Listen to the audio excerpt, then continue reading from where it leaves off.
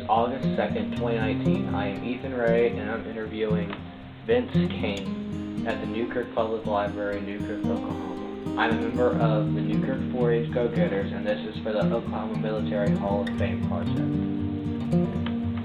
What motivated you to join the military? Well, I really wish I had this great story about duty and responsibility, but I actually did, so I didn't have to go to college. I was at a time where I really didn't know what I wanted to do in life, and I was getting kind of tired of school at the time, and a friend of mine joined, and it just felt right to go to. Tell me a little about your time in basic training. I had a pretty tough basic training. I was really not expecting at all what I got into. One of my first experiences is the big college football games with Nebraska at the time. And had been awake for a couple of days before we finally got to boot camp, and when we got there, a person said, "Raise your hand if you're from Oklahoma," one of the drill instructors. And I thought, hey, great, I got a fellow Okie over there. So I was one of the few dumb enough to raise my hand, and he told me he was from Nebraska, and he made my night a lot longer after that. But boot camp was definitely a break you down and rebuild you type experience. What was your primary job after training? After training, I was what they called an HT, a whole maintenance technician, and I went straight from school to a shore duty facility, a shore maintenance facility, which was kind of unheard of at the time. So because of that, my primary responsibility was welding and pipe fitting. Were you deployed? If so, where and for what? I was not actually deployed.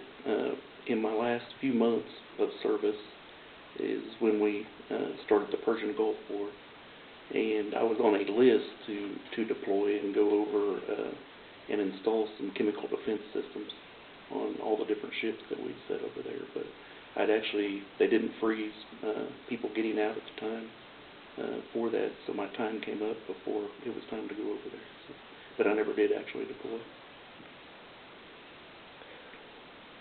Where did you serve the majority of time in service?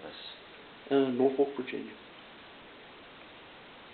What ranks are you most proud to have earned, and why? All of them.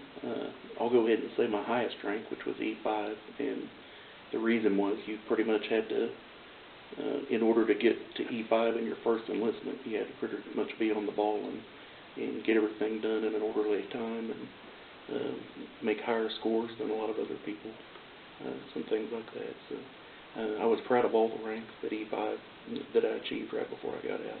That's probably the most proud. Which medals or citations are you most honored to have received, and why? Since I got put at a shore maintenance facility, there wasn't very many opportunities for medals and commendations, and other than some time in service and a few commendation letters, I really didn't receive them. Tell me about some of the special people you met. That was the best part about the whole experience was, going straight from Newkirk High School and what we're used to around here, and going and meeting people from all over, not just the United States, but all over the world. I can remember, I wish I could remember his name, but in boot camp there was a person from Russia right next to me. There's no telling what he had to go through to be able to join the U.S. Navy at the time. Another friend of mine, Patrick Songe from Louisiana. First time I'd been around somebody with the Cajun accent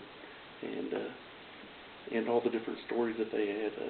A pretty big group that I got to know there in Norfolk, Virginia, were from Hagerstown, Maryland, which was just a few-hour drive. So there was a lot of weekends that we would go to their hometown and stay there for the weekends and then come back. What was the best and worst military food you were served, and why? The best is pretty easy. I actually, when I was going to a welding school in Portsmouth, Virginia, which wasn't far away, the galley there had crab and shrimp and several other things, and it was the best that I've ever eaten to this day. I don't know whether it's because it's one of my first experiences with seafood, but it was definitely, I've never had it cooked as well since. And as far as worst goes, about anything they serve you in boot camp is not very desirable. They want you to be used to bad food when you get out there. Tell me a funny story you experienced that had only happened in the military.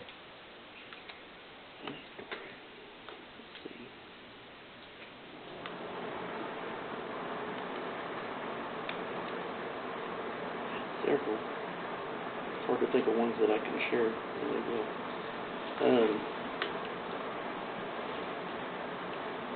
I'd actually got to, one day I'd showed up to work, and I was fairly low ranking at the time, and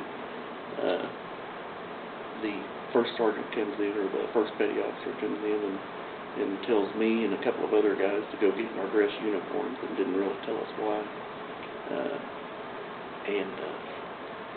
We got back, and they rushed us down to the aircraft carrier piers where there were several aircraft carriers, and I really didn't know what was going on at the time, and hadn't heard anything. And before I know it, I'm standing on the deck of an aircraft carrier, and George Bush is giving a speech, and part of the cameras actually got a glimpse of me while they were doing that. I don't think my parents still believe me that I was standing there during that speech, but that was pretty funny. It couldn't happen anywhere else. How did your military experience affect your life today? It definitely made me more responsible. I feel fairly certain I wouldn't be where I'm at if I didn't. Have you kept in contact with anyone with whom you served? Yeah, several of the guys from Maryland. We call each other a couple of times a year. Actually, when my son was going to a school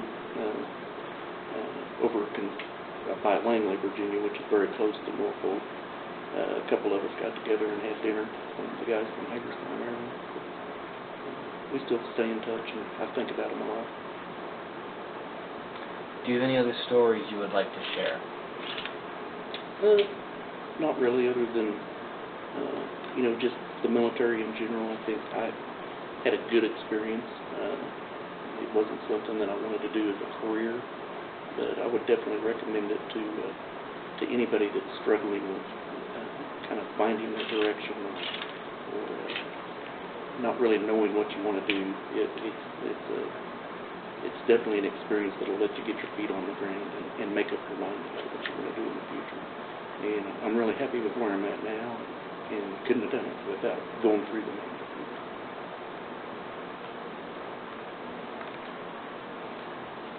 Did you do any schooling after you got out of the service that the GI Bill or anything would have helped with? I was fortunate enough to get on at the refinery just shortly after I got out of the military, which I'm sure that military experience is what opened that door for me.